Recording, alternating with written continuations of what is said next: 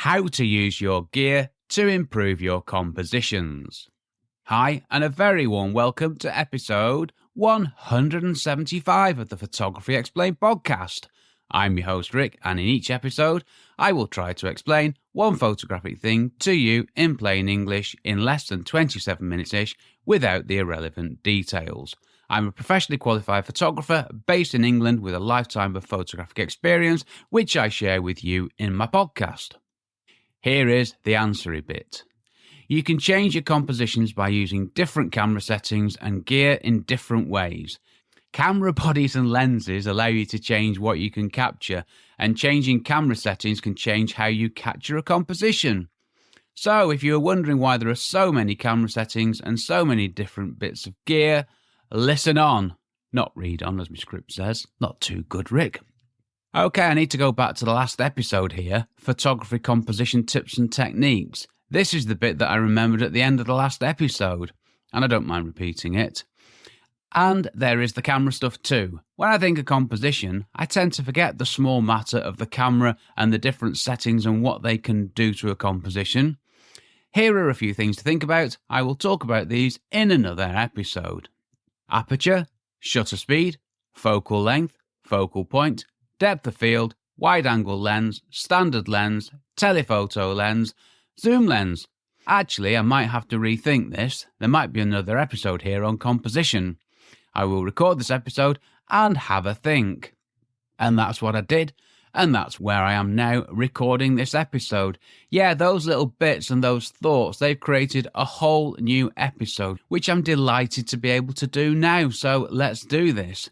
So I'm going to go through these things one by one, explaining how they can affect the composition. And then there are a couple of other things that I want to pick up on, other things that I'd forgotten which came to my mind when I was writing this episode. You see, this is how my brain works. I start doing something and all these other thoughts come flooding in some days later. If only they happened at the same time, it would be helpful, wouldn't it? But, as I said earlier, if you've been wondering why there are so many different camera settings and so much gear, this will begin to explain why. And no, you don't need all this gear. Start with the camera settings and the game-changing and moving and looking technique. If you don't know what I'm talking about, go back to previous episodes. Right, quick slurp of coffee and we're good to go. How can changing the aperture change the composition? I'm going to take my headphones off. Very liberating. Simple. You can change what is in focus and what is not in focus. In simple terms, the larger the aperture, as in the larger the opening in the lens, which unhelpfully is a lower aperture number, the less the depth of field. The smaller the aperture, as in the smaller the opening in the lens, which equally unhelpfully is a larger aperture number, the more the depth of field. Depth of field also varies with focal length, where things are in relation to each other, and also to where you are focusing. So you photograph a person, use a maximum aperture, focus on people's eyes, and you should have the background all nice and blurry. An out-of-focus background can make the subject pop. At the other extreme, using the minimum aperture, you will have the subject and the background in focus. And that is how you can use the aperture to change the composition by completely blurring out the background or making the background all nice and sharp. Right then, so that makes sense, doesn't it? But what does shutter speed have to do with composition? Well, strictly speaking, nothing. Other than the fact you can change the look of a photo by clever use of the shutter speed.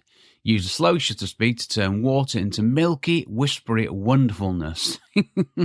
Yes, I really wrote that. Yes, long exposures can transform compositions by changing the very content of the photo. Or move the camera while photographing something moving and blur everything but the subject matter. Now, this is called panning. And the other way is to use a really fast shutter speed to freeze the subject matter. And let's not forget, using a fast enough shutter speed helps you and me to take sharp photos. And also correctly expose photos. We mustn't forget that either. So shutter speed needs to be considered when thinking about composition. And if you stretch your thinking a little bit, it does affect the composition. If you're taking, for example, a photo of, a jetty, one of my favourite things to photograph, and it has to be a disused jetty at that. The composition changes when the background's sharp to when it's completely blurred and flat. It does change composition, so I'm happy to stick with that. How can depth of field change your composition? Well, this got covered under aperture, and it will get covered again in the bit that I forgot, from the bit that I forgot. Now, depth of field is a rubbish term. For depth of field, think depth of sharpness, which is the amount of a photo that is sharp from front to back. Forget the field, there isn't one. Unless you've stood in the field, of course.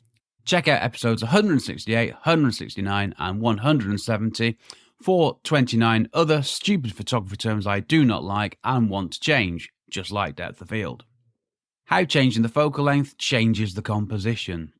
The field of view you get with the camera and lens combination determines how much or how little of a scene you are capturing. The focal length changes the field of view, and the size of the camera sensor, the bit I forgot, also influences this. I'm going to stick with full frame cameras for now, more on that in a bit. Wide angle lenses and composition. A wide angle lens has a focal length of less than 40 to 45 millimeters on a full frame camera. Now, there's no formal definition of when the lens becomes wide angle, but it's somewhere around there. And I'm going to stick with full frame for this, and standard and telephoto, for a very good reason. The smaller the focal length number, the wider the field of view. The smaller things become, and things appear further away. And this is how using a wide angle lens can affect the composition.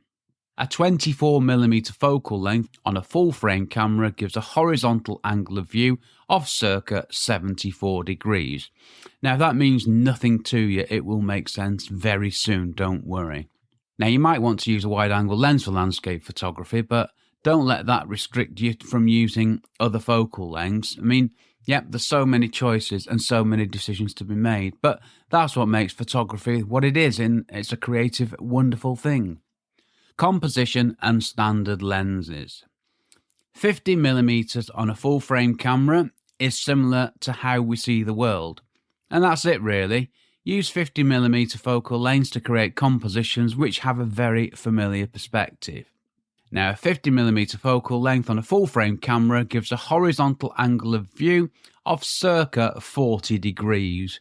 Now remember, for the 24mm lens it was 74 degrees, so you can see how much wider the view is.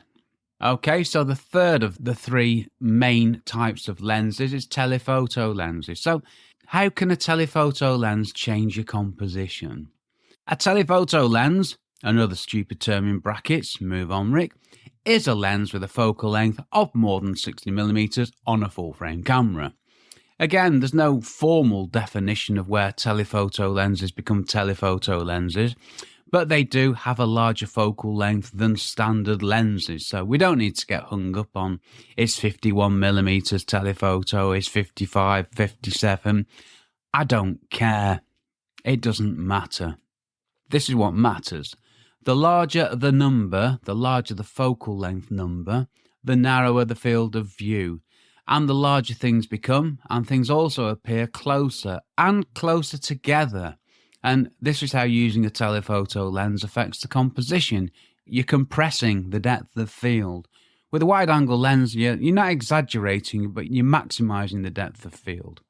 With a telephoto lens, you're compressing the depth of sharpness, so things feel closer together.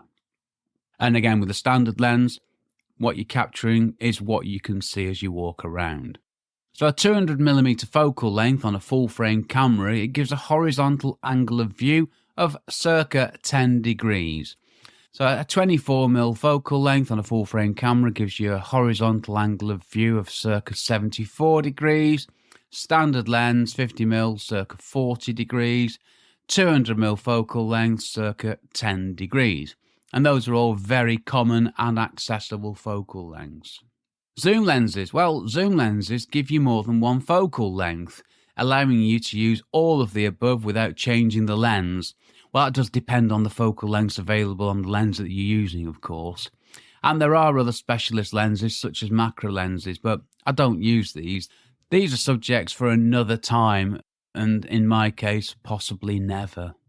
So for completeness, a zoom lens has a variable focal length, such as 24 to 70 millimeters, 18 to 55 millimeters, 100 to 400 millimeters. A lens with a fixed focal length is called a prime lens. Don't really know why. It's another stupid term. Prime lens? What if you got 3 lenses? Are they all prime? I thought prime there could only be one. Anyway, it's another of those tedious details that I shouldn't get too hung up on, should I? No, you shouldn't, Rick. So a fixed focal length lens, 24 millimeters, 50 millimeters, 135 millimeters, 200 millimeters, etc. That's a prime lens, okay? And here are the other things I didn't think about at the time. That's at the time of remembering the stuff that I'd forgotten in the last episode. Yes, there's more. Focus point. Where you focus will have an impact on the composition.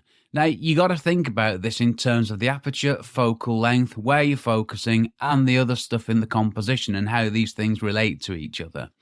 Now, we usually focus on the main subject in a photo, so you might want to try something different and see what you get. But you, as the photographer, you need to decide what the point of interest is in a photo.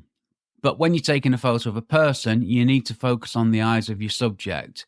They won't thank you if you don't do this. If you got the nose sharp and their eyes are blurry, no one's going to thank you for that. And if they do, well, I'd be surprised. I'm not sure where I was going with that then. No, nobody wants a blurry face. The eyes are the thing that we should be concentrating on and you should be focusing on.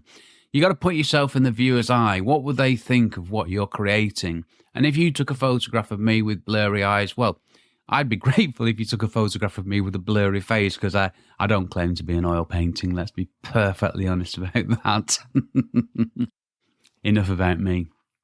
Right, how the size of your camera sensor affects composition. Well, this is the small matter of the size of the camera sensor and how it changes focal length and depth of field / sharpness. There's going to come a time when I'm going to say depth of sharpness and not depth of field, but I'll come on to my plans to revolutionise the photography world and how well they've gone, or not, in another episode. I might pick it up in the next episode, actually. There's some stuff I need to get off my chest. So this is a bit of a fundamental thing that I need to talk about here in the context of photography gear and composition. The camera sensor size affects the composition in 2 ways. Firstly, the size of the sensor has a direct impact on the effective focal length. So we'll take 50mm focal length. 50mm focal length on a full frame camera is 50mm. Well, why wouldn't it be? Well, this is where it gets complicated.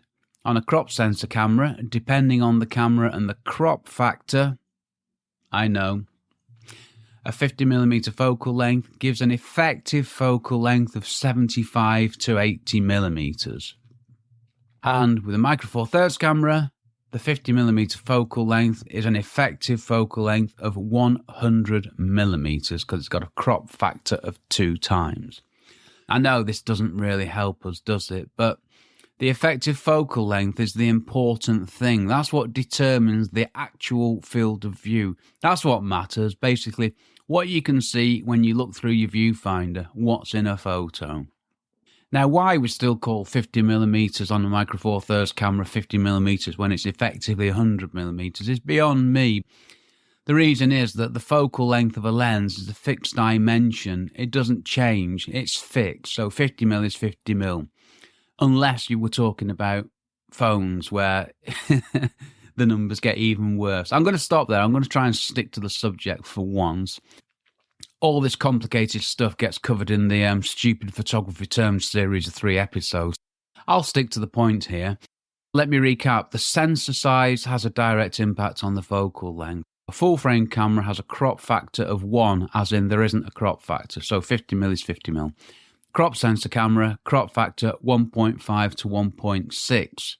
50mm becomes effectively 75 to 80mm.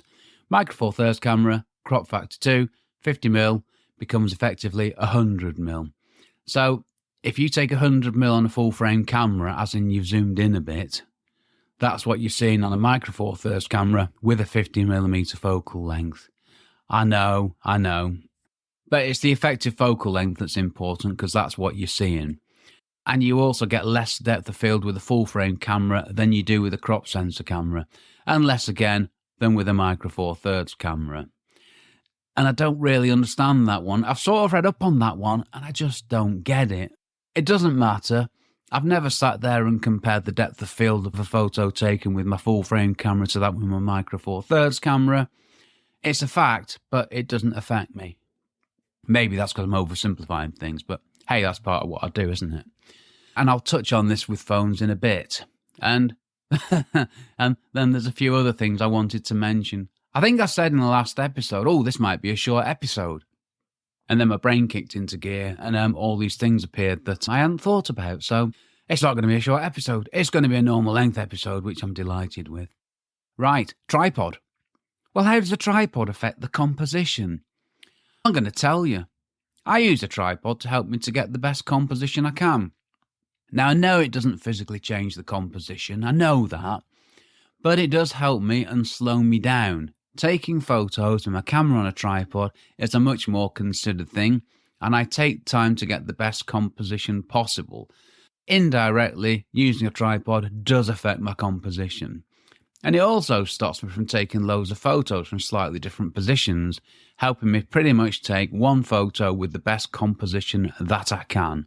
So, yeah, it might sound a bit odd saying tripod and composition, but hopefully I've explained that. Another one that came into my head, aspect ratio. A DSLR, and indeed mirrorless cameras, they have an aspect ratio of 3:2. Micro Four Thirds cameras have an aspect ratio of 4:3, hence the name. Now, they're similar but slightly different, and you can change the aspect ratio in camera. Let's use a full frame camera to give you an example that'll help you, because I've just had 3 goes at explaining this and failed miserably. Yeah, this is a gap on my script that I really should have covered. Full frame camera, the sensor is 36mm by 24mm, which by, well, not coincidence, by evolution is exactly the same size as a 35mm film negative. Okay, 36mm by 24, and that's your 3:2. And that's your ratio of 3:2. 36mm wide, 24mm high. Micro Four Thirds cameras have the aspect ratio of 4:3, and I didn't know that until recently when I was looking into something else which surprised me. So what does this all mean? Who cares? Well, you can change it to 1:1. Now 1:1 is square, so you can take square photos in camera, and that will impact the composition, won't it? Yeah, going from the standard 3:2 aspect ratio, which is the shape of every photo that you take on a conventional camera. You can go to 1:1. There are lots of others, but that's the point I want to make. You can change from the aspect ratio set in your camera, and you could take square photos if you wanted. Yeah, sure, you can crop them later, but that's an option. But that's how aspect ratio can change composition.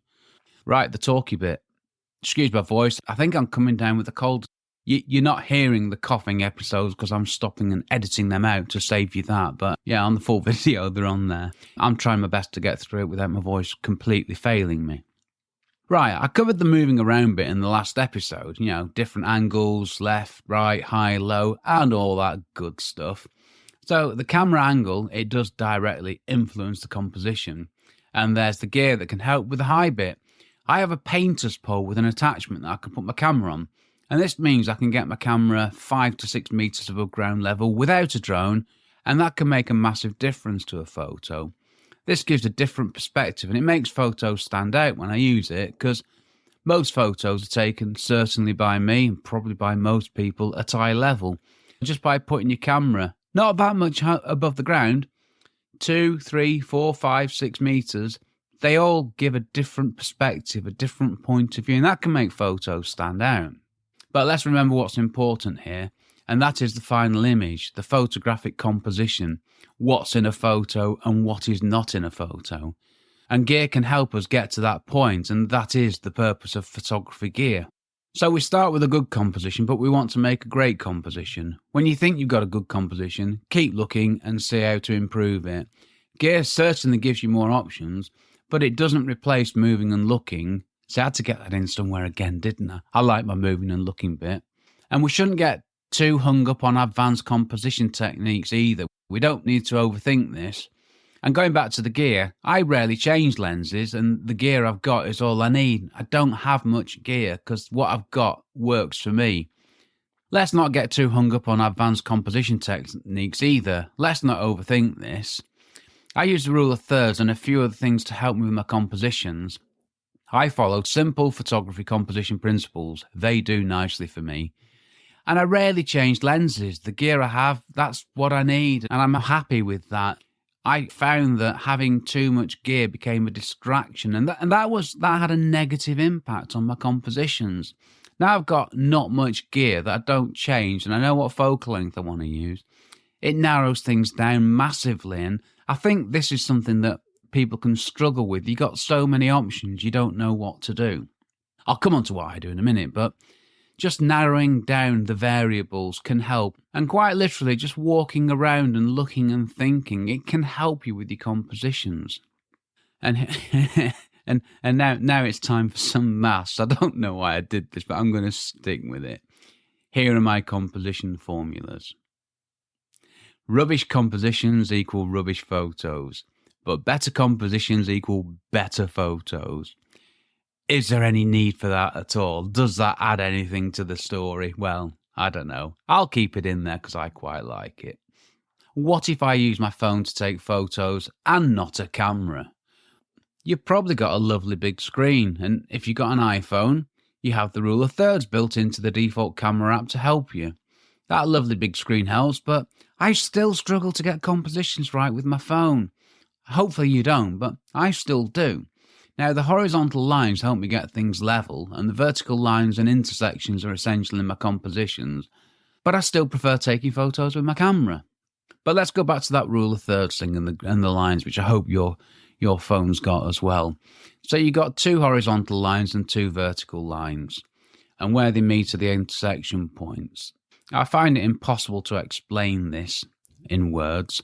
I need a picture. 2 horizontal lines, a third up and 2/3 up.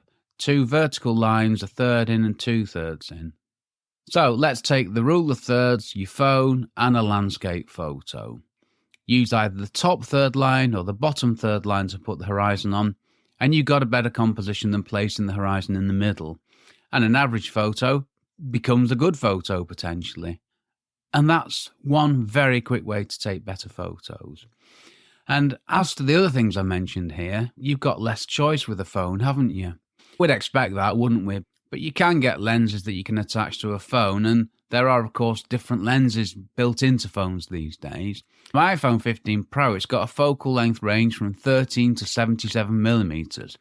But we have to take that with a pinch of salt, as this does not equate precisely to camera focal lengths, which is a shame. I'm not going to go into the numbers here because I started looking at them and it got too complicated, and that's not going to help us. I said it before and I'll say it again. The field of view is the field of view regardless of your device. The field of view is what you're looking at on your phone, what you're looking at in your viewfinder, what you're taking a photograph of. Now, one thing Apple have done that I do like is they use multiplying factors, 0.5 times, 1 times, 2 times, and 3 times, and they make much more sense.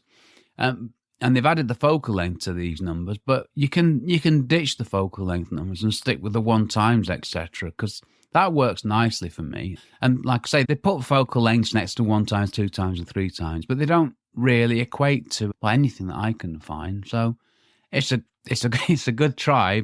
And if you think about it, you can't have a 77mm focal length on a phone because it's only about 25mm thick anyway, isn't it? So it's all arbitrary numbers. Do we care about focal length is my only conclusion coming out of this one, and the answer is not really, no. If all cameras are the same, 0.5, 1 times, etc., and that relates to the actual focal length of that device, this would be a good thing. And let me explain that. If 50mm on a full-frame camera, 40-degree field of view, I'm just going to go back and check that.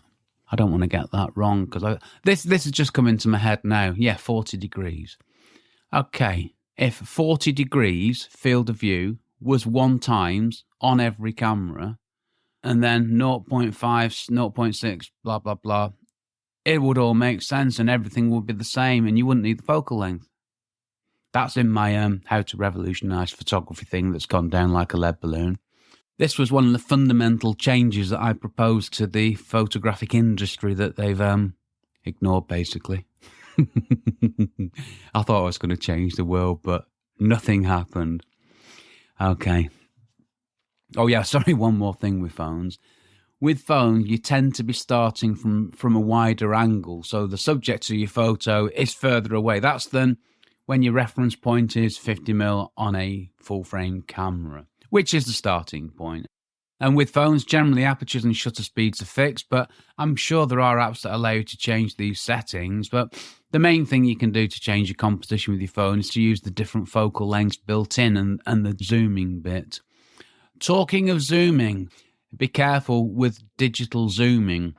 There's a difference between using different lenses with different magnifications and different focal lengths and using digital zooming. Changing lenses is changing lenses. Digital zooming means you're electronically zooming in. The iPhone 15 Pro's got different lenses and different focal lengths and also the ability to zoom in lots, but with the zooming in bit, you might lose sharpness and definition. And if you zoom in loads, it's harder to compose as every tiny movement is massively exaggerated.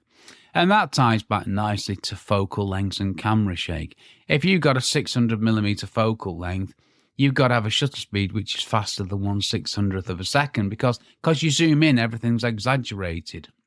Sorry, brief digression there, but it's all good stuff, isn't it? What if I use a film camera? All of the above applies. And that's all I have to say. Well, apart from the digital zooming bit, which you won't have, will you? No, you won't.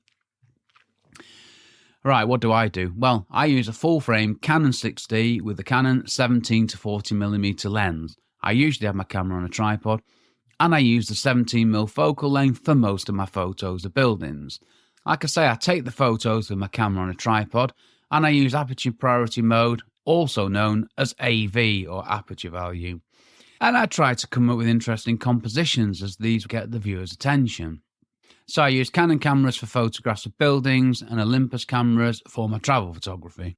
And sticking with the subject of composition and gear, I mentioned my painter's pole, which gives me a different point of view. And it's a great way to photograph houses at first floor level. If you think about it, if you get your camera at first floor level, you get a slightly different view and it's really, really different. It's well worth trying. And you're talking less than 40, 50 quid, and you've got one. And I've had my painter's pole and camera attachment for, 15 years. And 50 quid, 15 years ago, and I use it whenever I want to, and it's great. And another thing I want to mention here is when I'm photographing tall buildings, all I can do is go as wide as I can, which is 17mm. And I expect that there's some leaning back in the building, which I fix in Lightroom. And to do this in Lightroom, I get back as far as I can, so there's space in the photo to allow me to correct the lean. Because if you've got a building leaning back a lot, when you correct it crops you in, so you need the space to be able to do that. If you fill the frame with a building leaning back, when you try and make it look vertical, you lose parts of the building, so you need to give yourself as much space as you can. And there's another bit of gear called the Magic Arm, which I fix to steel columns when I need to get some support. And this is when I've got no physical room or nowhere to put my tripod. I use the Magic Arm, clamp it to a steel column or a scaffold tube or what have you, and my camera's there, nice and steady to take photos. And that is what I do. And one last thing I want to say here, composition is king. Yes, it is. Some thoughts from the last episode. Well, episode 174 was composition tips and techniques. Yep, there I was, happily talking about photography composition techniques, chucking in tips and all sorts of good stuff, but I completely forgot the small matter of camera gear and settings, which made for this episode, which is a bonus to me. So those are my thoughts on the last episode. I don't need to go on, do I? No, you don't, Rick. Next episode of the Photography Explained podcast. How to take photos getting started. I'm excited to write and record this episode, which will hopefully help with one of the biggest questions, which is simply this: what to do, how to get started. It's such a big question. And for all of us photographers who know what we're doing, it's obvious, isn't it? Of course it is, but there are a lot of people out there for whom it isn't obvious, so this is for you. Ask me a question. If you got a question you'd like me to answer, email me, sales@rickmcavoyphotography.co.uk, or head over to the podcast website, photographyexplained.podcast.com/start. And if you just want to say hi, say hi. You don't have to send me a question. Just say hi. I'll say hi back. I love hearing from my listeners, and I answer everybody who gets in touch. Get an email from me. Yes, you can get an email from me. If you would like to receive a weekly email from me where I tell you what I'm thinking about, and why wouldn't you, fill out the form on the podcast website, and every Friday, 3 o'clock in the afternoon, where I'm sat, you will get a nice email from me. How utterly lovely, eh? Right, I'm done. This episode was brought to you by, Still Being Good, and it's late February. I'm still being good. Well, and I'm recording this one in the morning, so my script says by good old-fashioned beans on toast with a bit of brown sauce but no cheese, but that's not the case because I'm recording this one in the morning, and I've had